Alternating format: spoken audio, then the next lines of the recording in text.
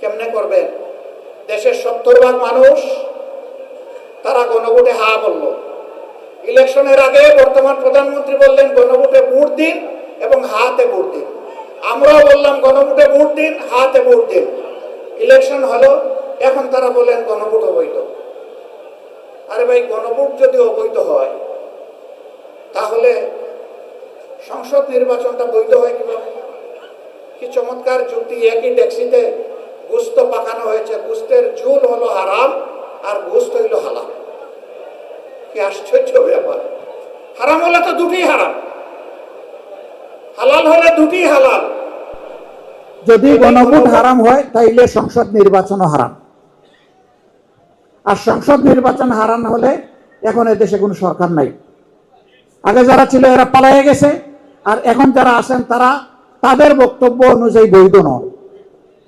তাহলে দেশটার কি হবে? হ্যাঁ, doctrine of necessity and will of the people বলে যে কথা আছে, যে এটা হচ্ছে সংবিধানের উপরে এর পজিশন।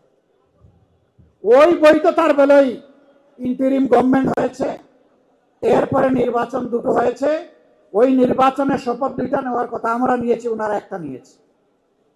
আমরা সরকারকে অনুরোধ করব, মেহরবানি করে জনগণের রায়কে অপমান করবেন না। জনগণের রায়কে যারাই অপমান করেছে ইতিহাসে তাদেরকে কঠিন মূল্য দিতে হয়েছে।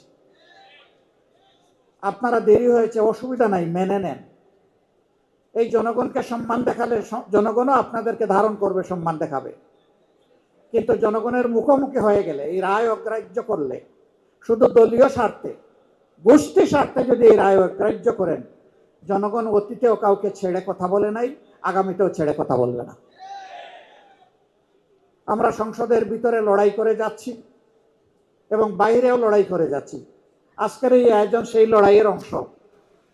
আমাদের লক্ষ্য অর্জিত না হওয়া পর্যন্ত, জনগণের মুক্তি অর্জিত না হওয়া পর্যন্ত, ফ্যাসিবাদের শেষ চিহ্ন বাংলাদেশ থেকে বিদায় না দেওয়া পর্যন্ত ইনশাআল্লাহ তাআলা লাজিম আমাদের লড়াই অব্যাহত থাকবে। আমরা এখান থেকে বিশ্রাম নেব না। এই মিরপুরের বিভিন্ন রাস্তা আছে, স্থাপনা আছে। মিরপুরে যারা 16 তারিখ প্রতিবাদ এবং প্রতিরোধ গড়ে তুলেছিল, জুলাইয়ে 17-18 তারিখ প্রতিবাদ বিক্ষোভে ফেটে পড়েছিল, আহত হয়েছে, গুলি খেয়েছে, শহীদ হয়েছে। আর যারা 3, 4 এবং 5 আগস্ট এই মিরপুরে ইতিহাস সৃষ্টি করেছিল, তাদের নামে আমি আজকে প্রস্তাব করতে চাই, মিরপুরের বিভিন্ন স্থাপনা, সড়কের নামকরণ করা হোক। অন্তত এটুকু স্মরণীয় হয়ে থাকবে।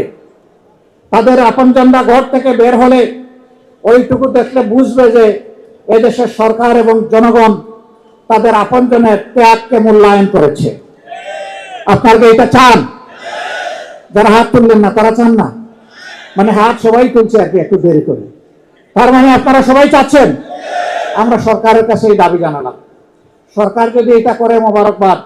আমরা বলেছি সরকারের সকল কাজে ধন্যবাদ দিব, অভিনন্দন জানাবো। খারাপ কিছু হলে প্রতিবাদ করব, শক্তি থাকলে প্রতিরোধ করব, এটা আমাদের অঙ্গীকার। যদি সরকার এটা করে আলহামদুলিল্লাহ, ধন্যবাদ জানাবো। যদি না করে, আল্লাহ আমাদেরকে কোনো সময় তৌফিক দিলে আমরা করব ইনশাআল্লাহ। প্রিয় মিরপুরবাসী, আমি আপনাদেরই একজন। আপনাদের সুখে দুঃখে আপনাদের সাথে লেগে থাকা আমার কাজ। আমার পরিচয় দেওয়া হয়েছে যে আমি জামাতে ইসলামের আমির, আমি সংসদে বিরোধী দলীয় নেতা। এই আসনের ভাই বোনেরা যদি আমাকে তাদের মূল্যবান ভোট দিয়ে, ভালোবাসা সমর্থন দিয়ে আমাকে যদি সংসদে না পাঠাতেন, আমি কি সংসদে এই দায়িত্ব পালন করার উপযুক্ত হতাম? আমি আপনাদের কাছে ঋণী। আমি আজীবন ঋণী থাকবো ইনশাআল্লাহ, যতদিন বেঁচে থাকবো আমি ঋণী। আপনারা পাঠিয়েছেন বলেই সেখানে কথা বলতে পারছি। দোয়া করেন আপনাদের জন্য, দেশবাসীর জন্য, আপনাদের হয়ে, দেশবাসীর হয়ে যেন আমি কথাগুলো বলতে পারি। এবং আমি বলতে গিয়ে কাউকে যেন পরোয়া না করি। পরোয়া যেন করি শুধু আল্লাহ রাব্বুল আলামিন। আল্লাহ তাআলাকে ভয় করে যা সত্য, যা সঠিক, যা ইনসাফ, তা যেন সংসদে তুলে ধরতে পারি। আপনারা আমার জন্য দোয়া করবেন। এই আসনের ব্যাপার আমার মৌলিক দায়িত্ব, প্রাথমিক দায়িত্ব, তার সাথে সারা জাতি এবং দেশবাসীরও কিছু দায়িত্ব। আমি অত শক্তিশালী মানুষ নই, তবে আমার আল্লাহ মহাশক্তিশালী। মহান আল্লাহ যদি আমাকে সাহায্য করেন আমি পারবো, ইনশাআল্লাহ আমি পারবো। আল্লাহ তাআলা আপনাদের সম্মানকে বৃদ্ধি করে দিন। জনগণের ন্যায্য অধিকার আদায়ে অতীতে যেমন যুগে যুগে, বিশেষ করে 24 জুলাই ঐতিহাসিক সাহসী যে যোদ্ধার ভূমিকায় মিরপুরবাসী পালন করেছেন, আরেকবার অভিনন্দন জানিয়ে আপনাদেরকে পরবর্তী যে কোনো পরিবর্তন এবং যদি বিপ্লব অনিবার্য হয়ে ওঠে, তাহলে সেই পরিবর্তন এবং বিপ্লবের লড়াই করার জন্য প্রস্তুত থাকার আহ্বান জানাচ্ছি। আপনারা প্রস্তুত থাকবেন? আমি আছি, আমি আপনাদের পিছনে থাকবো ইনশাআল্লাহ। আপনারা রাজি না? আল্লাহর কসম, আমি বেঁচে থাকলে ইনশাআল্লাহ পিছনে নয়, আপনাদের সামনে থাকবো ইনশাআল্লাহ। আল্লাহ যেন সামনে থেকেই অন্যায়ের প্রতিবাদ আর জনগণের অধিকার আদায়ের তৌফিক আমাদেরকে দান করেন। আপনাদের সবাইকে অভিনন্দন, ধন্যবাদ। যারা আসতে পারেন নাই তাদের কাছে আমাদের সালামটুকু পৌঁছাবেন এবং আমরা ইনশাআল্লাহ দেশ এবং জনগণের কল্যাণে আর মুক্তির লড়াইয়ে একসাথেই আমরা কাজ করব। আল্লাহ হাফেজ। বাংলাদেশ জিন্দাবাদ। বাংলাদেশ জামাতে ইসলামী জিন্দাবাদ। আসসালামু আলাইকুম ওয়া রাহমাতুল্লাহ।